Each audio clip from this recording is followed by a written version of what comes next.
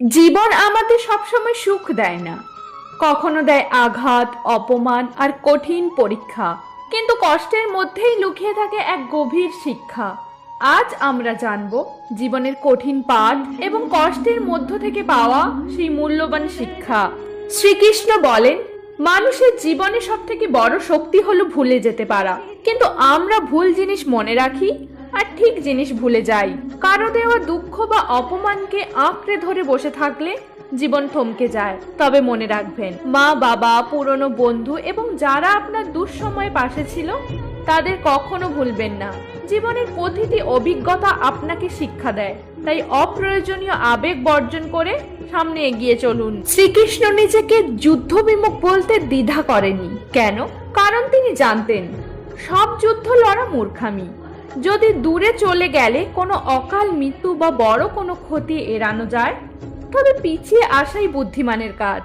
একইভাবে যারা আপনাকে বারবার অপমান করে বা ছোট করে, তাদের সাথে তর্কে না জড়িয়ে তাদের জীবন থেকে দূরে সরে যান। এটি কাপুরুষতা নয়, এটি হলো আপনার আত্মসম্মান ও মানসিক শান্তি রক্ষার শ্রেষ্ঠ উপায়। এ সংসার মনে করে যার গায়ের জোর বেশি সেই জয়ী। কিন্তু শ্রীকৃষ্ণ দেখিয়েছেন ভালোবাসার শক্তি হিমালয়কেও নত করতে পারে। যে কাজ তলোয়ার দিয়ে হয় না, তা এক চিমটি প্রেম দিয়েই সম্ভব। আপনি কি আপনার জীবনে মানুষকে শাসন করতে চান, নাকি তাদের হৃদয়ে জায়গা করে নিতে চান? সিদ্ধান্ত আপনার। মনে রাখবেন, প্রেমের শক্তি একমাত্র শক্তি যা কাউকে চিরস্থায়ীভাবে জয় করতে পারে। জন্মের সময় আমাদের কোনো শত্রু থাকে না। আমাদের কথা, ব্যবহারই ঠিক করে দেয় আমাদের চারপাশে কারা থাকবে। একটা কটু কথা বছরের পুরনো বন্ধুত্ব ভেঙে দিতে পারে, আর একটা মিষ্টি হাসি শত্রুকেও বন্ধু করে দিতে পারে। নিজের কথার উপর নিয়ন্ত্রণ আনুন, এটাই আপনার শ্রেষ্ঠ সম্পদ।